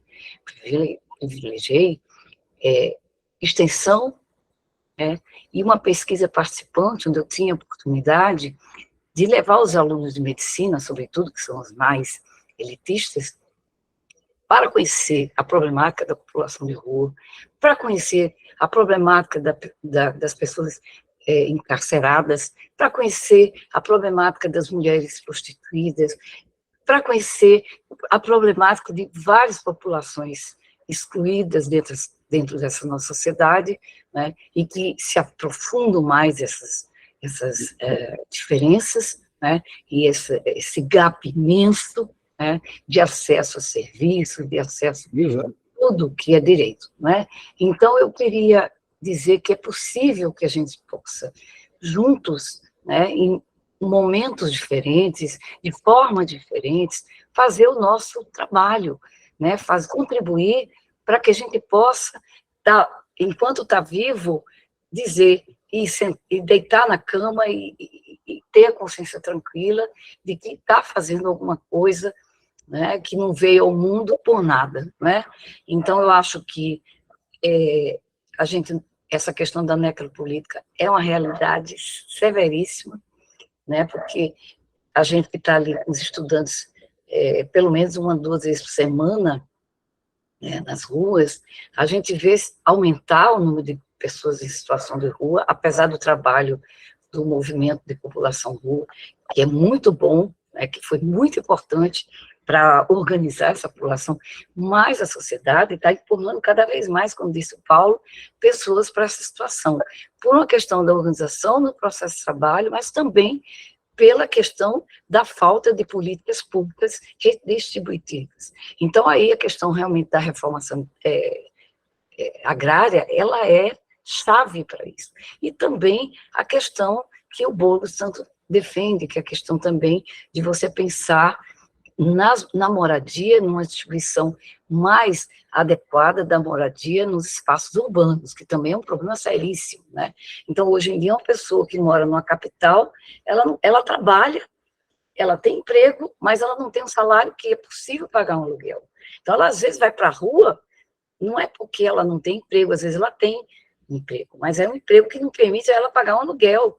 Às vezes, você vê uma família inteira, Isso. né, morando nas ruas. Então, a gente precisa contribuir, de alguma forma, como pode, para essas mudanças. Então, eu gostaria de agradecer ao Paulo, em primeiro lugar, e a todos aqui presentes, especialmente o Padre Júlio e a Maria Rosário, que é uma pessoa que eu muito admiro, o Alain, né, todos que falaram, que deram grandes contribuições. Boa noite. Obrigado. Fabi, por favor, abreviando o máximo possível sua fala e depois a Liane. Boa noite a todos, né? Muito obrigada até pela Liane ter passado o link. Eu sou Fabiana, eu deixei na descrição, rapidamente, eu faço parte da Pastoral Nacional Pop Rua aqui do Rio de Janeiro. Inclusive, no sábado, nós nos reunimos lá na paróquia Cascatura. E a nossa preocupação principal, lá o foco foi porque eles fizeram o remanejamento, né, a reforma da praça ali de Cascatura, e sumiram todos os moradores em situação de rua dali. Meio que maquiaram, e está sendo proibida a distribuição de qualquer tipo de doação ali para eles. Não podem ficar mais na praça, as carreatas que vêm eles estão proibindo, estão sendo super grossos, né, o pessoal da segurança. E tem mais, né? Tem uma outra problemática que depois eu vou passar mais tarde. E o que acontece? A gente estava vendo, a nossa amiga aí falou, eu sou de Campo Grande, faço parte do fórum também Pop Rua aqui do Rio de Janeiro, e ela comentou, né, que ela é de Campo Grande, que às vezes dá alimento, que no dia 1º foi dar. O que está acontecendo? Eu sou estagiária da Arquidiocese do Rio, do Vicariato Campo Grande e Santa Cruz. E foi feito do dia 31 para o dia 1º, né, a ceia. O que está acontecendo? A gente está querendo fazer um mapeamento, a pessoa da Arquidiocese, um mapeamento das pessoas que distribuem alimento, porque tem dias que eles ficam sem alimento nenhum, tem dias que tem 5, 6, tem carreata, né, a gente se organizar melhor. Eu acho que falta também a nossa organização, a nossa união, sabe? Porque tem muitos movimentos e a gente está se perdendo. Realmente, a gente está fazendo trabalho, né, dos equipamentos públicos, né? Nós, sociedade civil, nós, igreja, nós como, né, ONGs, e eu acho que a gente precisa se mobilizar mais, sabe? Eu acho que a gente precisa realmente traçar essa rede, entendeu? É só isso mesmo. Obrigada, boa noite. De nada. Liane, por favor, reduzindo, por favor, Liane. Boa noite a todos e a todas. Eu sou defensora dos direitos humanos internacional, sou defensora popular, DEPOPS, e faço acesso à justiça nos territórios. Eu queria dizer para Júlio, eu estou muito emocionada, que assim, eu rezo muito pelo senhor, Maria do Carmo, eu tenho o maior respeito pela senhora, por tudo que a senhora vem fazendo em direitos humanos. Eu sou dos direitos humanos, eu defendo os direitos humanos. Eu fui para Brasília agora, em dezembro, defender a causa dos direitos humanos da população negra. Foi difícil, muito difícil, porque eu defendo os PCDs. Eu era a única do Rio de Janeiro a defender a causa PCD dos autistas, né? E só consegui duas nuances do SUS. Mas foram duas nuances que eu acho importantíssimas, né? Que são os psicólogos na sala de aula e as salas as salas e tem várias disciplinas. Então, eu só tenho a agradecer mesmo, e Padre Júlio dizer que eu estou torcendo para o senhor. Maria do Carmo, continua em direitos humanos, você é essencial para os direitos humanos. Paulo, você é sem precedentes, assim, eu tenho um enorme respeito por você. E é isso, gente. Não tem mais fala, não tem mais o que dizer depois de tudo que foi dito aqui. Muito obrigada. Maria do Rosário, é contigo mesmo, Maria do Rosário. Você pode, Maria do Rosário, fechar a reunião, inclusive por todos nós.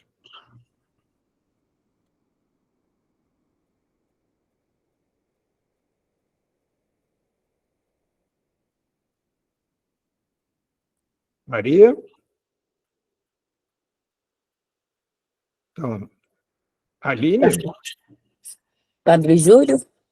Não, Padre Júlio, ele não está, ele estava muito cansado, pediu para sair de saúde fininho. Aline, você pode fechar a reunião para a gente? Pode. Paulo, com licença, o Adilson não falou, ele está com a mão levantada.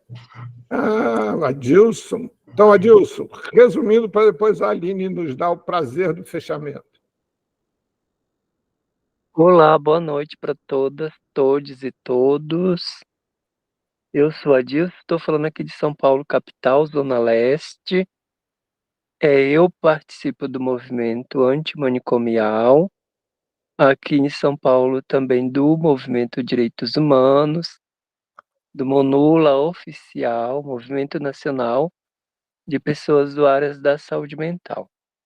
Eu conheço o Padre Júlio pessoalmente, o trabalho dele também, e estamos na luta também em defesa do Padre Júlio e todas aquelas pessoas vereadoras da Câmara Municipal de São Paulo deveria usar o tempo e o dinheiro deles, né, para eles defender e tentar acabar com a miséria que tem nas ruas de São Paulo, e não para ficar atacando quem atende as pessoas no básico necessário, na pirâmide social que o ser humano precisa, que é a água, a comida e a atenção, um abraço, né, que a pessoa precisa, a escuta. Isso eles não querem fazer de forma nenhuma. Então, assim, tem parlamento hoje no Brasil que virou uma vergonha, e eu espero que a sociedade brasileira, nessas eleições de 2024, repense o seu voto. Quando a gente vota, a gente está dando poderes, muito poder para pessoas que pode destruir várias outras pessoas, né? Dentro do parlamento, dentro do setor judiciário, dentro do setor executivo também, tá? Que pense sobre isso. E o Paulo, parabéns por hoje, né? Por esses convidados e convidadas. E eu vou colocar lá ponto de pauta para a gente fazer outra rodada dessa, né? Para a gente continuar, sim, lutando contra o genocídio, contra a desigualdade e a favor de mais democracia, de mais direitos sociais, né? Nessa democracia tão cara que a sociedade brasileira tem que pagar o preço hoje e ainda enfrentar essa exclusão que a população em situação de rua vive, que as pessoas da saúde mental ainda vivem hoje. Obrigado.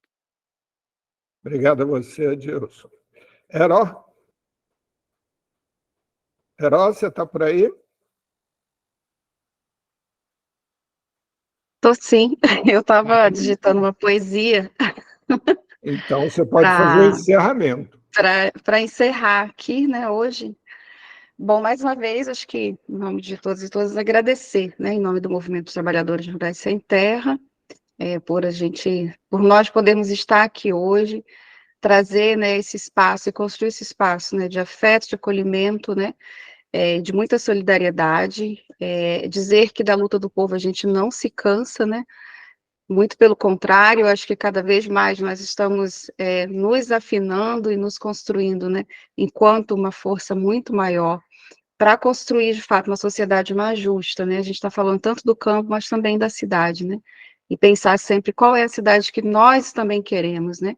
Para todos e todas poderem, de fato, né, ser livre, se construir nessa sociedade que a gente tem lutado, e que o Padre Júlio hoje tanto representa nessa luta, e que a gente possa, de fato, fortalecer cada vez mais, né, a luta do Padre Júlio Lancelotti, ainda nessa perspectiva, né, de que essa CPI, né, se for de fato instaurada, ela, na verdade, a gente consiga trazer mais presente todo o trabalho, né, que são organizados, né, pelas instituições aí que estão na cidade.